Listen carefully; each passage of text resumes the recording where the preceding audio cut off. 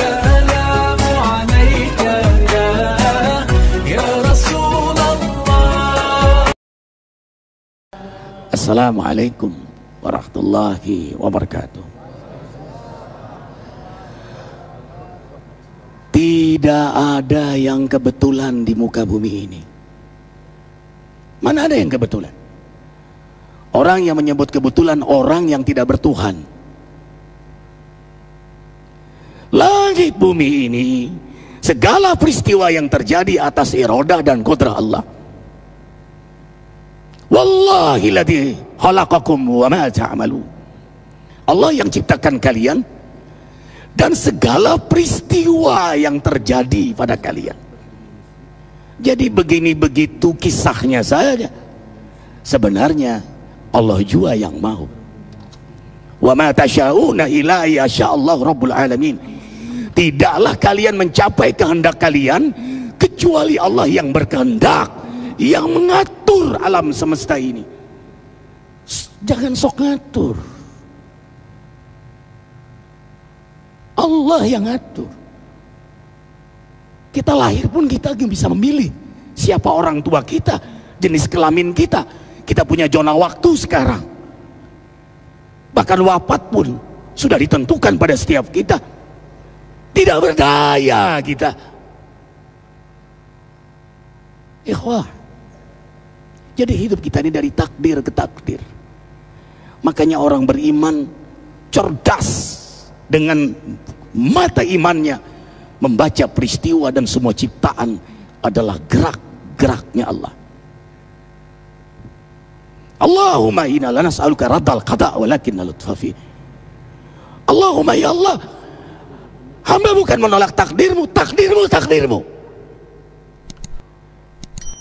tapi beri kepada hamba keikhlasan, kesabaran, baik sangka, tawakal, dan alutfu, kecerdasan menangkap bahasa hikmah di balik takdirmu.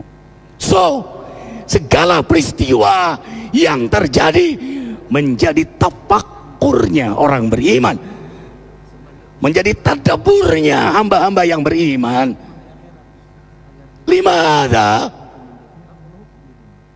Ikhwah, coba simak baik-baik dengan iman.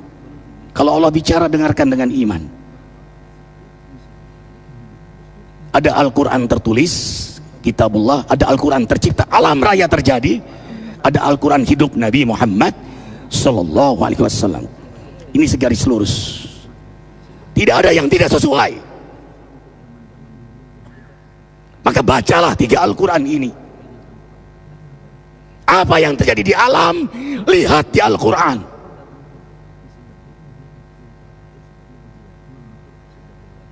Surah At-Taubah ayat 126. A'udzubillahi minasyaitonir rajim.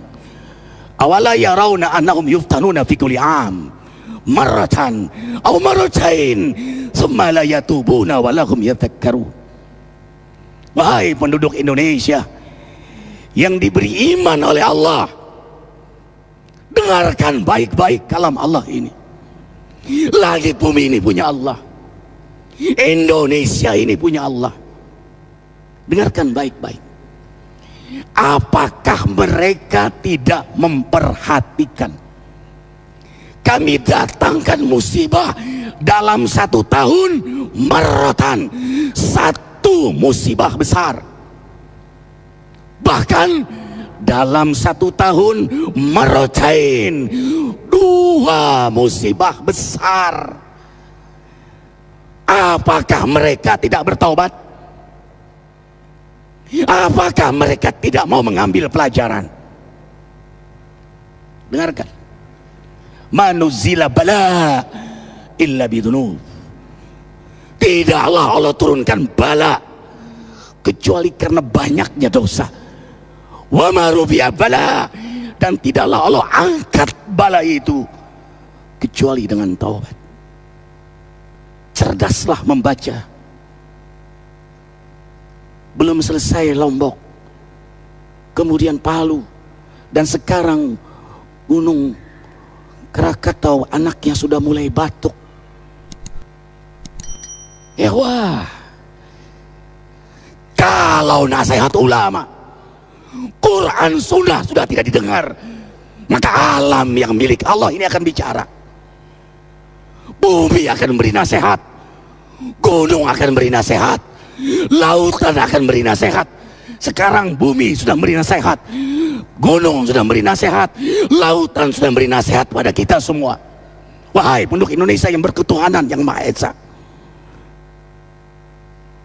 bumi ini taat kepada Allah, marah melihat penduduknya yang maksiat.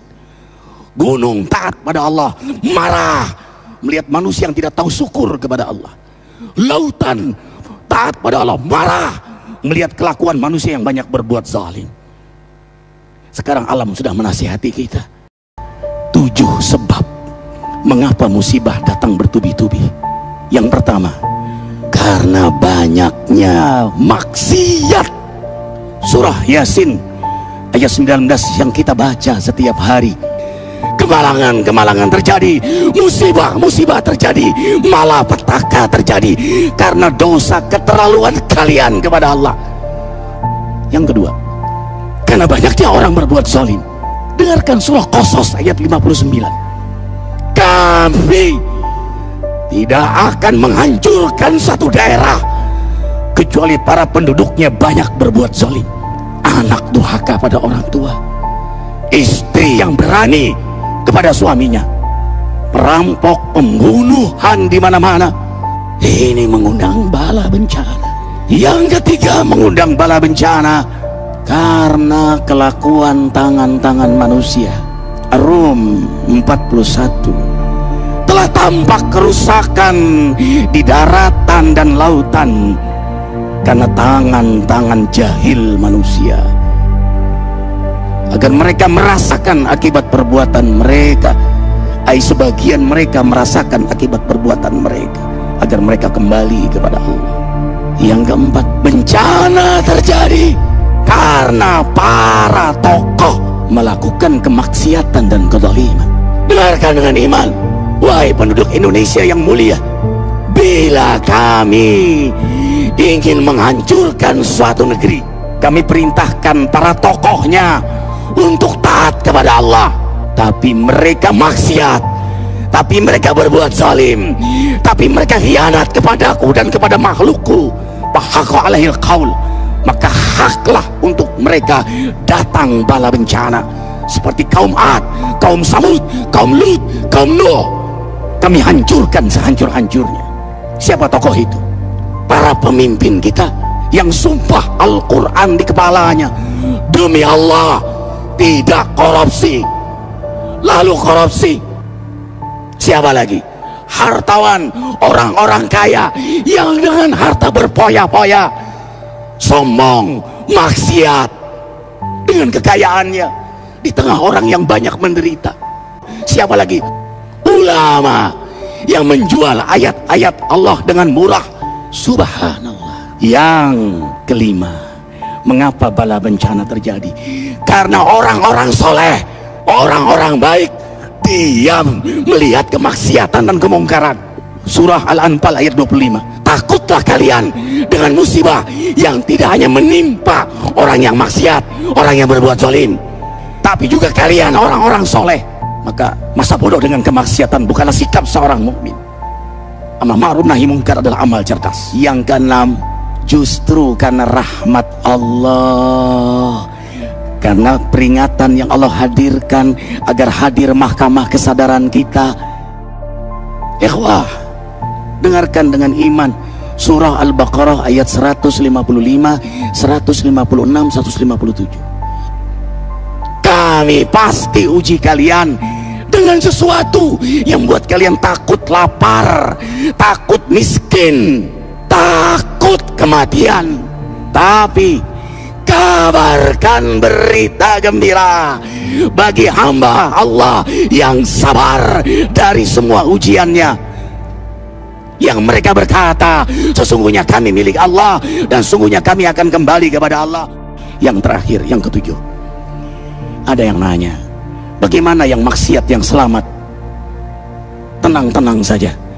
Yang berbuat zalim malah sukses. Di mana keadilannya? Allah Maha Adil. Dengarkan surah Hud ayat 15-16. Barang siapa mencari kesenangan dunia, lalu dia menghalalkan semua cara, apa kata Allah? Kami beri, tapi di akhirat tidak mendapatkan secuil pun kenikmatan, malah nikmat di dunianya menjadi bahan bakar azab untuk dirinya. Itulah istidrat. Lalu apa sikap kita sekarang? Orang beriman menjadikan peristiwa apapun sebagai jalan untuk mendekatkan dirinya kepada Allah.